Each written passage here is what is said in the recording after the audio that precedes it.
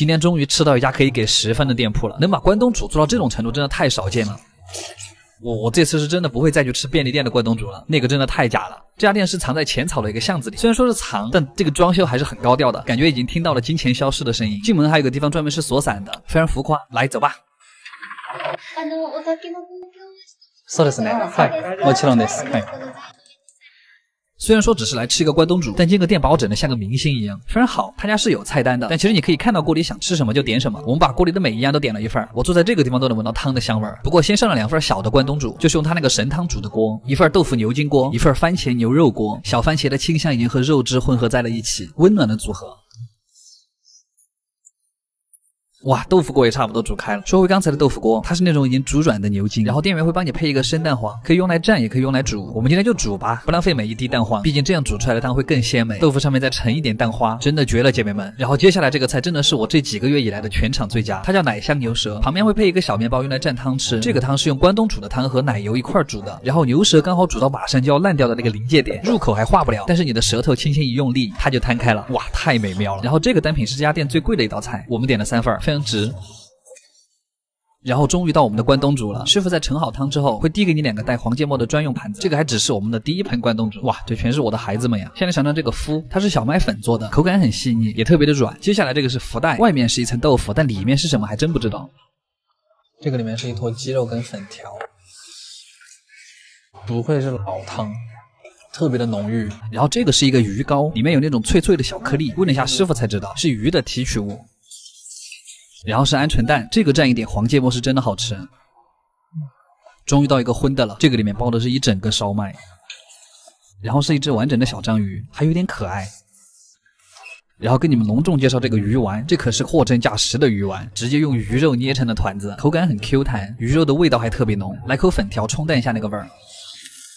然后最后的晚安还是由我们的大根来结束哈。那个汤汁真的是在往外喷的，不愧是关东煮之神，真正的入口即化。好了，这家店肯定是给10分了，来日本旅游的小伙伴可以试一下，而且还不贵。晚安，卡玩意儿。今天这家店光看他们上菜的方式，我就知道我来错地方了。这种菜品不写价格的店都有点恐怖。今天我们要去探一家巨牛逼的餐厅，不过为什么要这么夸张的说这家餐厅很牛逼呢？因为好像去过这家餐厅的人都还比较牛逼啊！这前首相请前总统来过的店。すみません。こんばんは。哎，こんばんは。这是一家炉端烧餐厅，是在东京很出名的一家老店，食材基本上来自于全国各地11个最出名的地方。叫炉端烧是因为大家都是围在一个炉子周围做的，师傅们就坐在炉子边给顾客料理，其实还挺有仪式感的。菜品的话就是看中什么点什么，第一个前菜好像是那个，其实我也不太知道这是什么，不过吃进去之后发现应该是煮的金木雕，紫苏叶配着一块很大的鱼肉。然后是一份盐烤香菇，就香菇本来就很香了，再加上备长炭，那个香味就变得更加明显了。第3个菜是2个很大的竹节虾，师傅会帮你把虾尾和虾头分开，会把那个虾腿留着，这个虾腿真的巨脆，就跟刚出锅的薯条一样。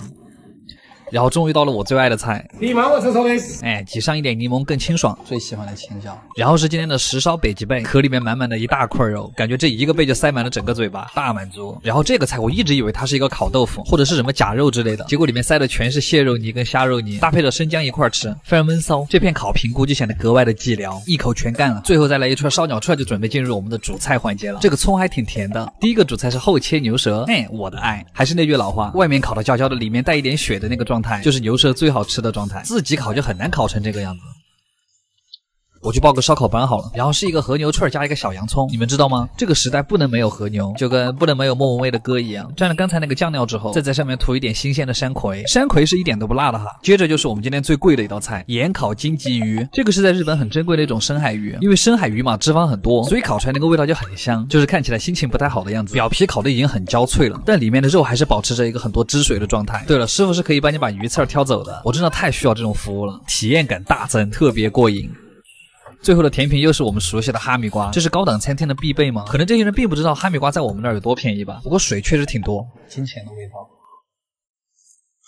这家餐厅还有一个比较有趣的是，吃完饭之后还有个额外项目，就是举重。如果你能单手用这个杆子举起4个碟子，今天这单直接给你免了。然而并不可能举得起来，该给还是要给。总的来说，这家店气氛特别好，菜品也不错。如果不考虑价格的话，阿基推荐指数8.5分，真贵啊，卡玩意儿。今天直接被震惊。又可讲你这个是还活着的意思吗？今天去的这家河豚店是不是有点新鲜过头了？又到了吃河豚的日子。东京银座最近有家河豚店口碑非常的爆炸，这只应该就是我们前天预定的 Yuki 酱，只是没想到 Yuki 酱为什么会这么大，而且你为什么这么忧郁啊？すみません。予約したのリュウです。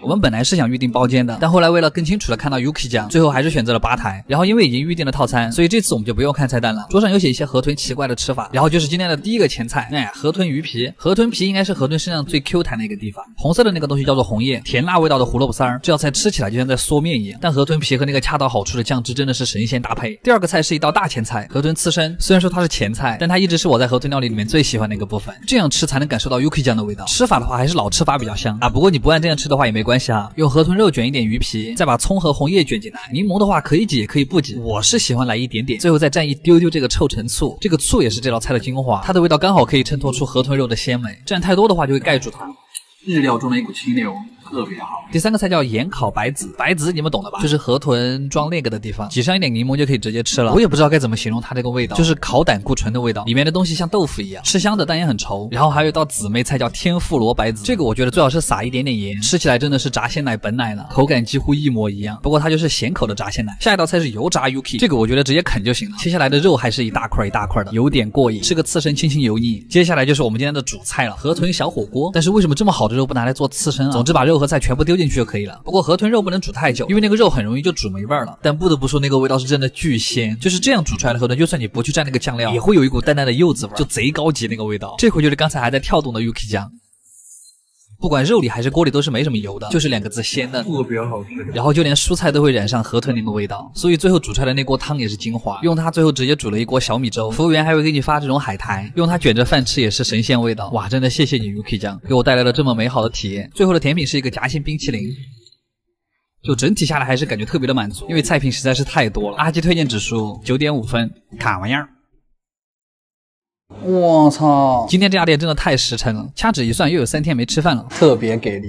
今天去看一家开在温泉里面的围炉里餐厅，就是日本有很多这种世代流传下来的民间料理，有些店是真的藏得很深。今天这家店就藏在日本的箱根温泉乡，他家本来是想靠温泉出名的，结果没想到他家的料理反而火了，非常奇葩。不过今天我们在吃饭之前还是要泡个温泉，而且还要把每个池子都泡一遍，这样吃饭才会更香。我说的。而且像这种森林温泉泡完之后身上都特别的软，感觉我现在可以吃下5只 Yuki 酱，非常贪婪。来点菜吧。40分ぐらいかかっちゃう。時間は大丈夫ですか？1時間ですね。いいですか？オーダーしちゃって。はい。第一个前菜是一种鲶鱼，撒一点玫瑰盐特别上头，味道是一点微苦涩的茶香。对了，等菜的时候想起之前有人问我，日本很多餐厅是不是要换鞋啊？不会有异味。然后说回围炉里，第二个菜是一个刺身，这个金枪鱼厚的跟果冻一样，蘸一点芥末不会那么腻，还配了一个经典爽口小凉菜。然后今天进入主菜特别的快啊，上北记得在烤熟之前加一点柠檬才会入味儿，一口还有点塞不下。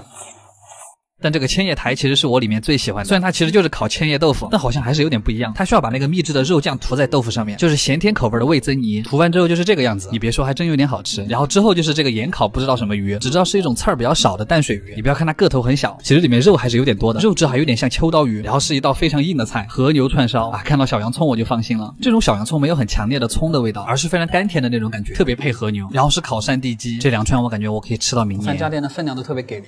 山地鸡其实就是日本的土鸡，还不如阿鸡呢。然后又上了3坨牛肉、猪肉和鸡肉，说是给之后的主食当配菜的啊。我刚才吃的那个都不是主菜吗？总之这家店的分量真的是特别的多，不愧是乡下的餐厅，终于知道它为什么火了。而且重点是它还巨便宜，最后的甜品也还很有意思。好啦，阿鸡推荐指数8.5分，实诚的温泉餐厅，卡玩意儿。